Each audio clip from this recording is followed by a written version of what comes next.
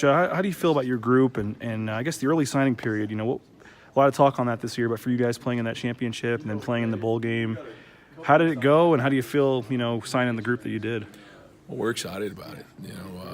We were a little bit nervous, like I think everybody in the country, how it was going to work out. But obviously, having in-season visits sometimes is good and sometimes bad.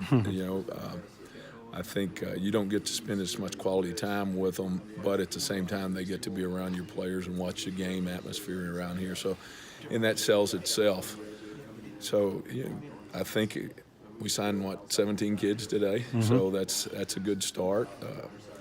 It will help us, I think, move forward with this new signing period. Now we'll be able to, obviously we'll have a few more that we'll try to get, but at the same time we'll be able to start really doing a great job evaluating juniors and sophomores, because the way the rules set up, I think we'll start bringing them in this summer on official visits. So it's going to be interesting to see how it all works out over the future, but it worked out for us well this time. Yeah, but just how hard was the last couple of weeks with playing in the championship and then being in Vegas and stuff? Well, we're very fortunate that we had these guys all committed. Obviously, we didn't get to bring some of the kids in that we wanted to on official visits because of being in Vegas and being on the road. We were all nervous about not being able to see them for those 2 or 3 weeks that we actually had. Mm-hmm. But these kids are a different group of kids. And just talking about my group, Keegan Freeborn, obviously, we're excited about him right here in town. One, he's a great player, and like I said, he grew up bleeding blue. He wanted to play here, and I think he's got a chance to really help us early just because of the mentality, and he loves the game, and so he's going to give you everything he's got. And then just like Scale, even though he's from the Austin, Texas area, he committed to us this summer. And just hung with it. People have been beating his doors down, and he's not one of those kids that once he gave us his word, he was staying there. And so, like you said, you watched him, and I think he's got a chance to be really something special before it's all over. So we're looking forward to getting him on here.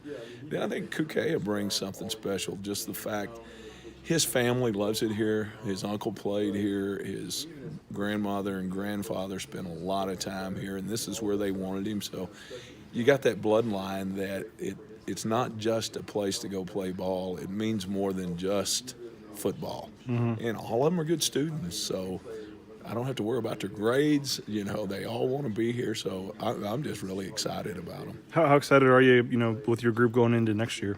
Well, everybody's going to have high expectations, obviously. So if they can bring this same work ethic, which, I'm going to try to make them, if they'll do that, approach everything with the same attitude and go about things the same way and stay focused like they did this year, we got a chance to be good.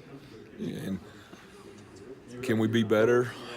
We'll find out. I think we can, but it's gonna take a special effort because we set the bar pretty high this year, so that the kids are going to have to step their game up. And I think our depth can be better just because they've played a little bit now.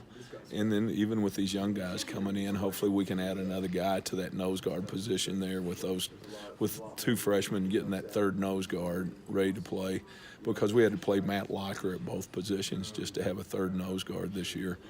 And Matt can be better and more consistent if we get him in one position. We get one of those freshmen ready to play, and we'll see what happens. I wanted to ask about David. He was a guy that you had so much hype coming into the year with what he did last year. I know teams were kind of going at him differently this year and stuff, but we didn't hear his name quite as much. The production obviously wasn't quite there. I know he had the whole incident, early in the season off the field. How do you look at David's season? Well, I think he was consistent. Obviously, our most consistent player, I'd have to say, the whole year was Louis. Louis had a great year, and I think a lot of it was he got a lot of attention. Like you said, if you look at how many plays Louis made, how many plays those edge guys made, when we're talking about Jabril and Curtis. So they had to do, they knew they were going to double David and do some things. So you got to win the one-on-ones. And so in fairness to him, I think a lot of it was exactly what you said. The offenses knew they had to handle him.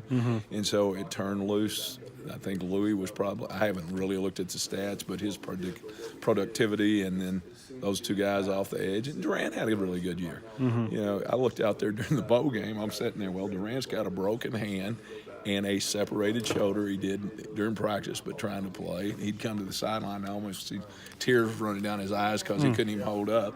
Louis has a fracture in his leg. He had a club on his hand. And a club on his hand. And then I see David go down. I'm thinking, oh, my goodness, you know, just get us through the game. But those kids are so – I think they're so mentally tough, and it comes back to this blue-collar attitude that they're just an unbelievable group. I told Andy and Coach Harsin earlier, probably had as much fun coaching this group as I've ever had. We talked to you so much about wanting to rotate guys this year, and it did seem like you had with Chase and Emmanuel and stuff, you had a pretty solid second group there. Do you feel like that went how you hoped it would this year, being able to get a little more depth? Yeah, I think, you know, Emmanuel's still growing as a player. I think he keeps coming on, but we felt, heck, this is probably a bad scenario, but you look at the North Carolina. If you look at the Colorado State game, you know, Emmanuel and Daniel had to start because those other two were hurt and out of the game. So obviously we didn't play as well there, but we were able to hang on and win the football game. And I think that game helped Emmanuel a ton and helped him with his confidence. And then he played pretty good down in the bowl game the other day, and he played good here against Fresno that last game. So he's gotten better and better. Obviously, he's got to improve. Chase is a good football player. Chase plays fast.